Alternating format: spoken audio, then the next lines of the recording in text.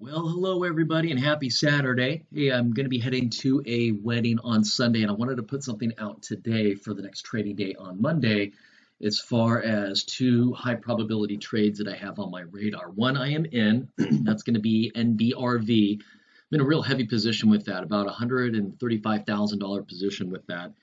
And CPRX is the other one that I'm going to be looking at, but I'm going to have to wait for a pullback on that. I'm going to show you why.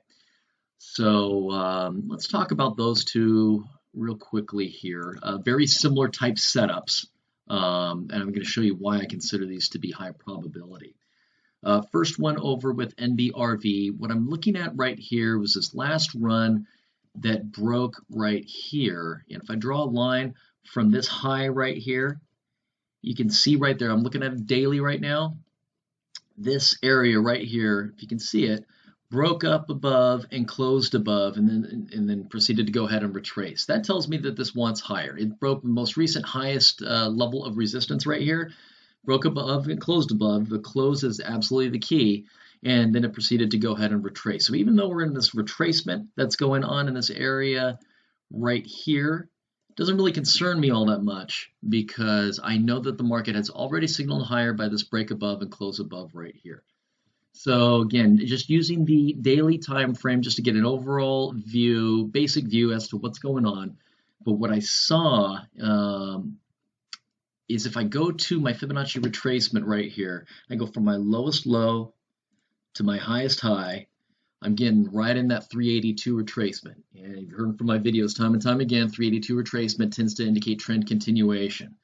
So from a fundamental standpoint, I'm not big on fundamentals with stuff like this, but it does factor into maybe 5% of my overall trade plan, is that NBRV is going to have some big data coming out at the end of April 30th, as well as I think they have some stuff coming out in August. And so they have some catalysts that are upcoming. Most recently, like I mentioned, is going to be this PDUFA date coming up at the end of April. So it's not surprising to see this start to what's looking like it's going to be moving into some pretty decent trend here real soon. And it's actually already started. And so that is just a good driving force in terms of catalyst to again, see this thing start crawling upwards. So anyways, I'm looking at this 382 retracement right here. That tells me that a trend continuation of upwards is most likely. So what I did was I looked at it on a 4-hour, and where I got interested with this one was on this pullback right here.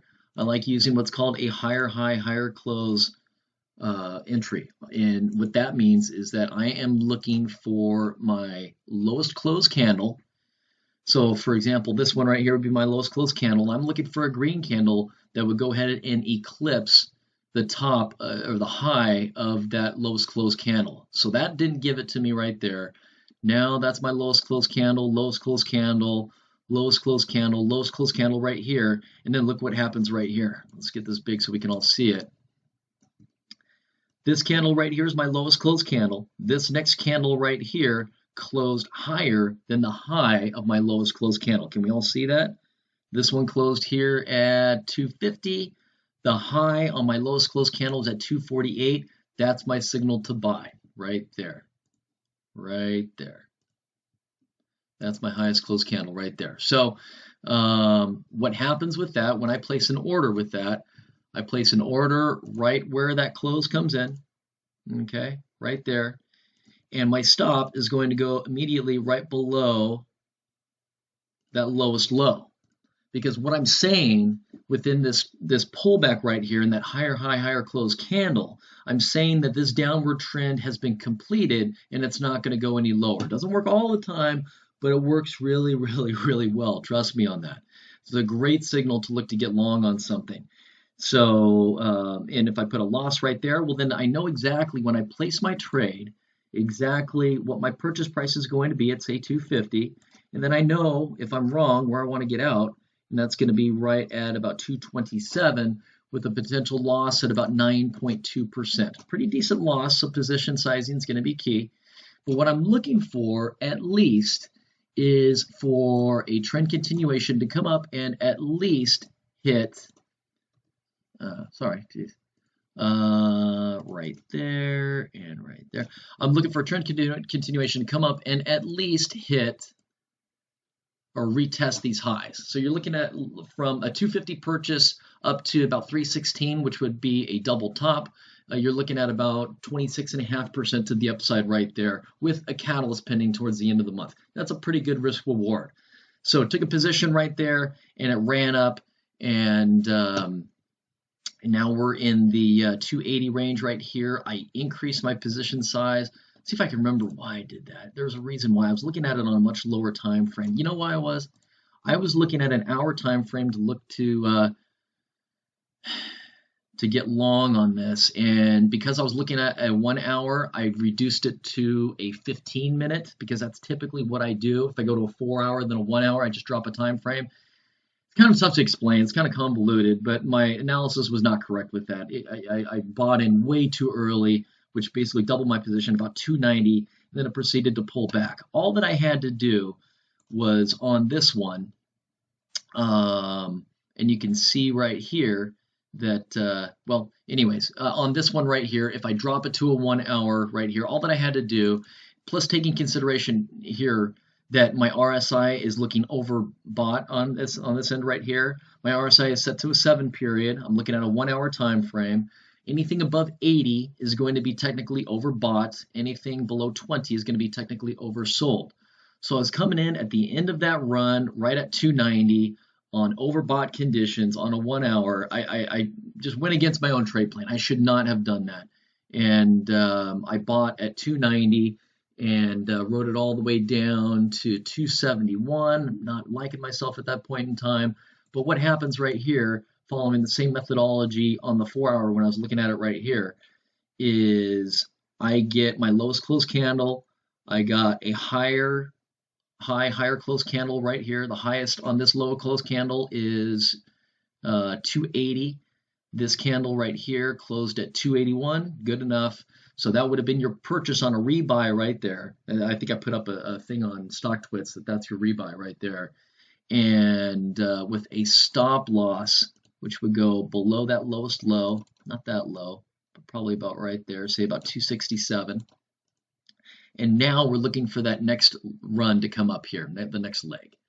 So what I am looking also right here is I'm looking at AB equals CD patterns. So if I go back to a 4 hour time frame right here, and this first leg that I measured, I'm going to go ahead and measure with just a basic trend line from my lowest low to my highest high right there. And I'm going to clone that like this. And I'm going to place this one on this lowest low right here, okay?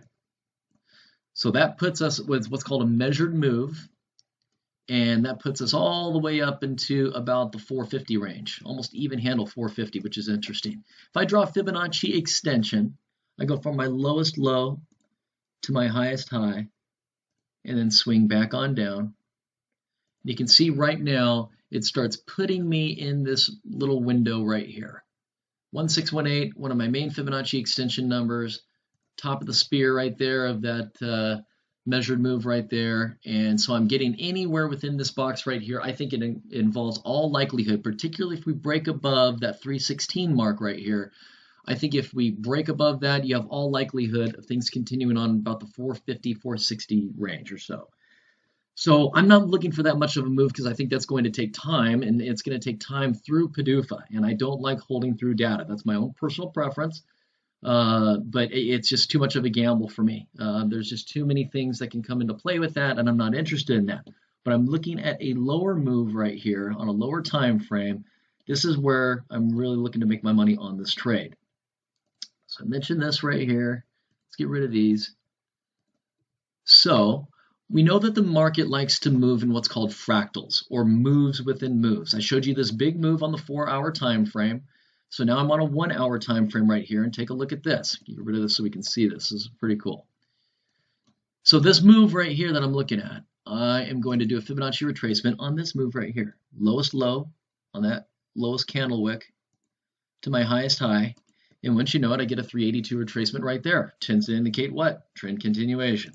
So now I'm drawing another trend line right here, and I'm going to draw another line right here. I'm going to actually clone that one to right here. And that one is going to end right at about that 335 range. Okay. Now I'm going to double check it with a Fibonacci extension, lowest low to the highest high, and back on in.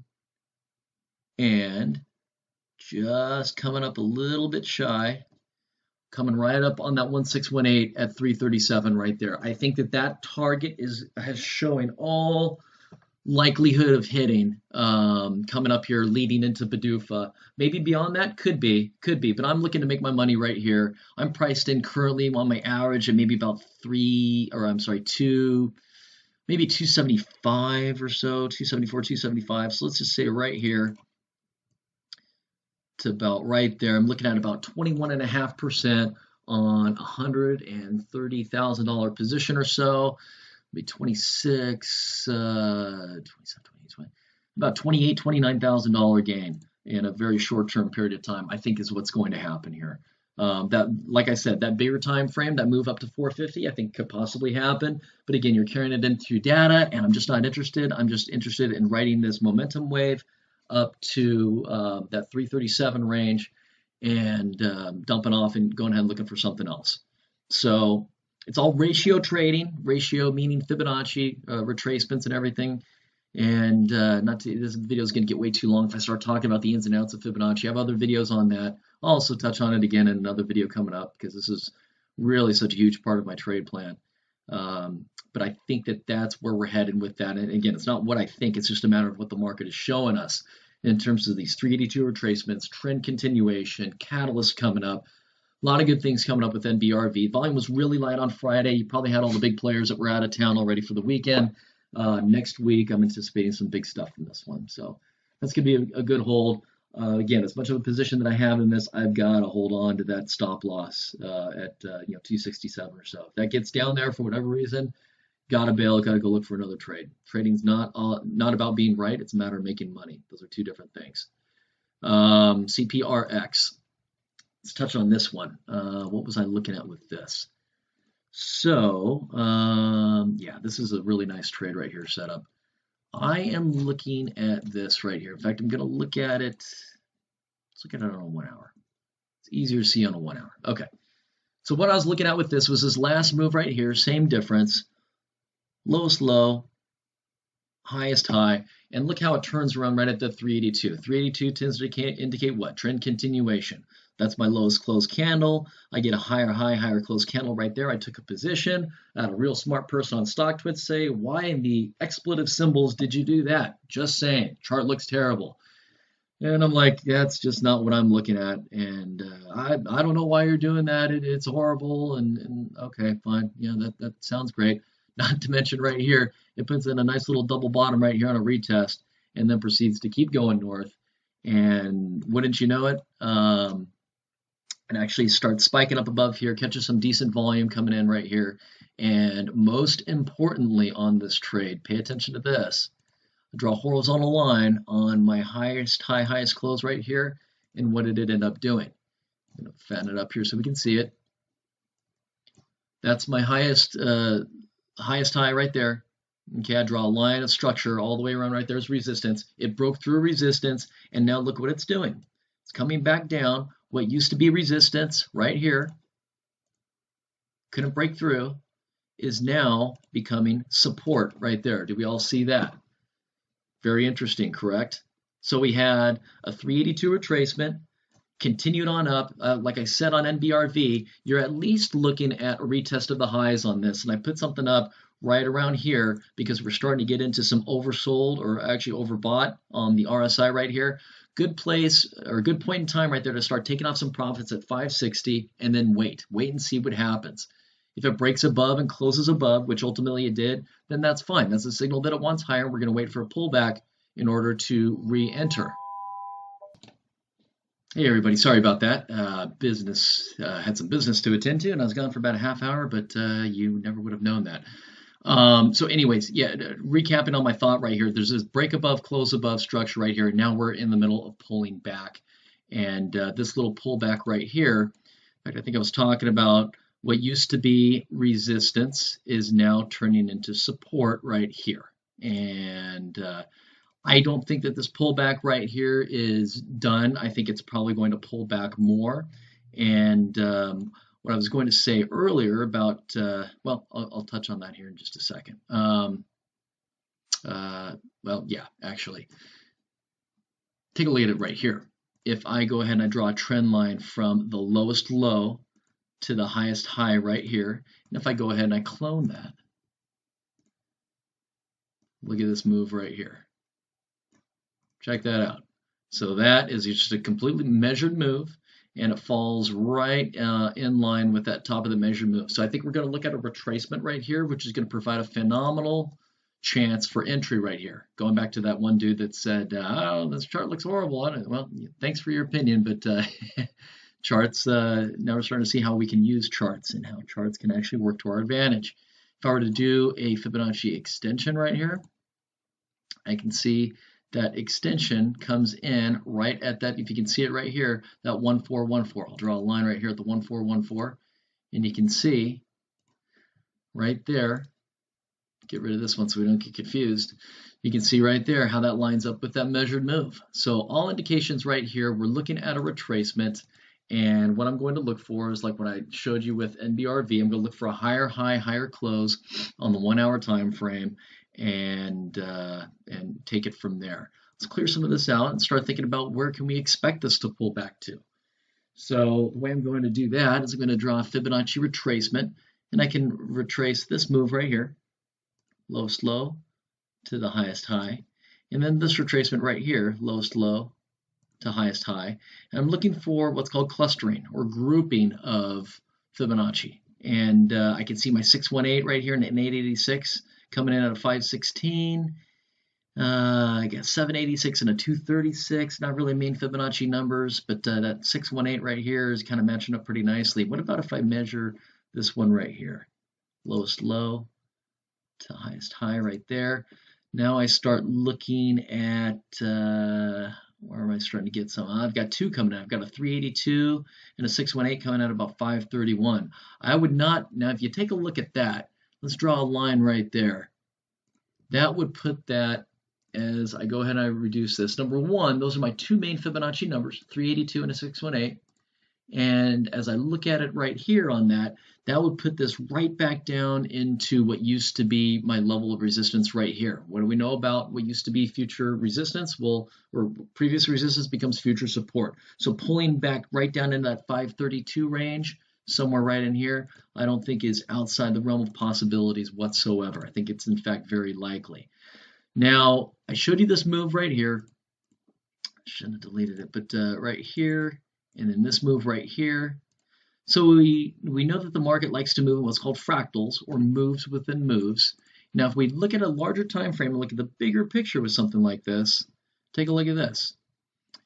From my lowest low to my highest high right here, and I'm going to clone that, do the same exact thing. Had a 382 retracement right here. Going to do the exact same thing right there. And I can draw a Fibonacci extension right here. Lowest low, highest high, back on in. I can see it starts coming right around that 664, 675 range. Somewhere right around there, I think is where we're going to look to have this run go. Now, it already signaled higher, as I mentioned, with that break above, close above. Let's get rid of that one right there. Break above, close above right there. So we have this, so it all showing all intentions right now. I have to adjust this since we moved to a different time frame. Right there is more accurate. Showing all intentions of going higher from here. And we're just waiting for a pullback, and that next leg up might take a little bit because that's going to be on a 4-hour time frame. Might take a week or so. But to get up there, I mean, we're looking really good. So let's just say that it does pull back into that 532 range. You're looking at a profit target conservatively of about 25%, while risking at that point in time, gosh, I mean, if we did it there, let's just say, presumably, maybe something like, get below that low. Let's just say that. Where does that put us in terms of risk? Risking about 5% to the downside ultimately. That's assuming that it gets down here, puts in a higher high, higher close, and then we have our or stop loss set below that lowest low. So you're looking at about a 5-to-1 risk-reward ratio, risking 5% to the downside to gain about 25% to the upside on a move that has already signaled that it wants that higher upside already with that higher close. I think that's a phenomenal trading opportunity. We'll just have to see how that one plays out, but that could shape up to be real nicely. Do charts work? I mean, you know my answer to that. The people that it doesn't work with are the people that don't understand it. You know, I don't know how to fly a helicopter. Does that mean a helicopter doesn't work? I don't know how to fly a helicopter or an airplane. I could probably figure it out from what I know, but does that mean an airplane doesn't work? No. Kind of catch my drift with that. The more that you know, the more you're able to apply it. Just because I put a hammer in somebody's hands doesn't mean, although they have the tool, doesn't necessarily mean that they're going to know how to build a house with it. But they have the opportunity if they know how to use it, along with some other tools as well. So anyway, so some thoughts with that, and feel free to share the video, send me a message if you like it, any questions. I try to answer everything that comes my way. Other than that, best of luck, and I'll see you out there. Take care.